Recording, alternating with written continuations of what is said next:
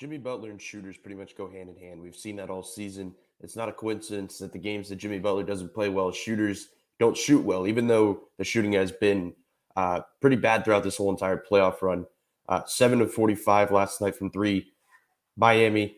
I want to go through. Spoelstra was talking about last night just the threes in general and saying that he thought the process was pretty decent. So I just want to go through the process of the looks and the shot profile that they were getting because it didn't seem like they were that bad of looks. There were pockets of time where it felt like they were forcing because what Boston did in game 4 was that they forced them into total mid-range shots. The defense dictated everything Miami did offensively. This game, the game plan was they were going to find the pockets from deep that were presented to them. They did that early on, but I just want to go through the difference in the shots that we saw throughout, specifically in the first half when things were tight.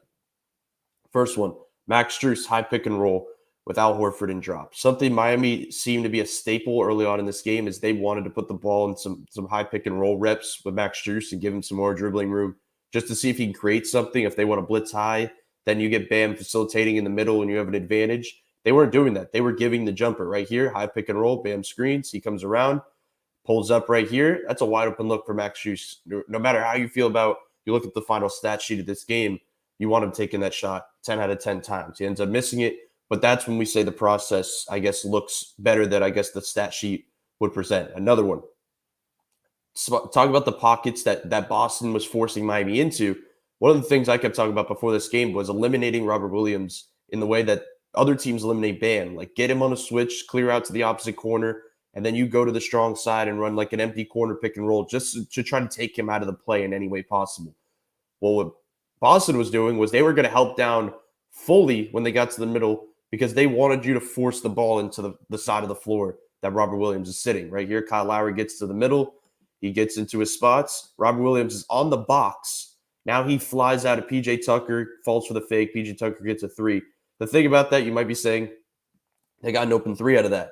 P.J. Tucker giving a pump fake, then kind of stopping and then taking the shot, like contested and kind of worried. That's not a great P.J. Tucker shot. Like, yeah, he probably could have hit that. But he's more of the set shooter, nobody around when things are generated and defenders are pulled away, not with somebody kind of breathing on his back in that way. So he misses that one. But it blends into the next play. Another one, Jimmy Butler, not on the floor. Bam Adebayo, DHO with Duncan Robinson. He's creating some space in the middle. Yes, it's good that he's putting some pressure and actually getting to the basket in some type of way. But here we go again. Now Robert Williams guarding Gabe Vincent on this bottom box. He's going to stay there. He's going to hold. Right here, you see him hold. Now he's jumping from here, which is just an incredible play, by the way. The fact that he jumps right here, gets a piece of the ball, and blocks the shot. But it's not even the fact that he had a highlight block like that. It's the process that Miami is doing things that Boston basically wants them to do. Some of these three-point looks, as I go back one more time. First off, Bam Adebayo right here there's two flying toward him. There's Caleb and Bam that's being guarded basically by Tatum in the middle. There has to be better spacing in that way. But just falling for this type of side of the floor with Robert Williams is problematic. Speaking of Bam, this play right here was a little bit rough because when you're in a game where offense is just tough to come by, you have to take advantage of the stuff like this. Bam Adebayo has the ball right here, even though if you can't see it as it's paused. He has the ball. Grant Williams is under the basket. He's looking to his right for a DHO. That is not ideal. I feel like there's going to be pockets where he has to just take a couple dribbles, 2 dribbles, pull up, and let that be the deciding factor. They do end up scoring here because I'm going to show it anyway, but that's kind of the idea here of shot profile. When they're going to overplay the perimeter, they're going to pack the paint, and they're going to force you into these mid-range jumpers even if you don't want to take them.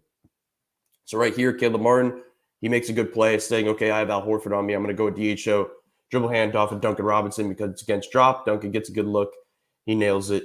Duncan Robinson actually had a lot of good looks in this game. They were running different stuff for him, specifically on this play that I'm going to show right now. Jimmy Butler and Kyle Lowry inbounding the ball on the opposite side of the floor. They were drawing up this play. They basically had Bam and Kyle Lowry set like a double pin down. He came up off the handoff for Jimmy. They overplayed it. So now here we are right here. He's going to reverse the handoff. He's going to feed Bam, come right back through, and now he gets a good look. Once again, the process was there a lot of these times. But I think the issue we come down on is you can't let Duncan Robinson and Max Strus be the deciding factor in a Game 5 Eastern Conference Finals tied up 2-2. Like, yes, they're getting good looks. You're going to take these looks 100%. But when you start feeding into the idea that we're not getting to the line because Jimmy Butler's not attacking, Kyle Lowry's not that type of threat right now, we're going to live and die by Max Strus and Duncan Robinson in this game, in this pivotal game, that's when the problem strikes. It's not the shots that they're getting. It's just the idea of the shots that they're going for. Another one. This is the ideal play for your shooters. When Jimmy Butler's rolling, when he's either attacking or as a roller, right here, he slips the screen with Kyle Lowry. As I go back one more time, he slips the screen. Kyle feeds him. They all collapse. Now Duncan Robinson and PJ Tucker just have to space out. He does. PJ waits, gets a wide open corner three, and he makes it. When Jimmy Butler has some type of pressure on the rim and is attacking the basket, the looks change fully. And as you see right there, it's just a much better look in their offense, their shot profile. Last one, Kyle Lowry, pick and roll, Bam Adebayo. We could talk about the in-between game that they want to force Miami into these pull-ups, but there's times where Miami's just not taking them. Like, these are the shots you need to take. Kyle Lowry coming off the screen. There's a shot there. There's a shot there. There's a floater there maybe. There's just too many pockets there where now you have to reset because there's just so much going on.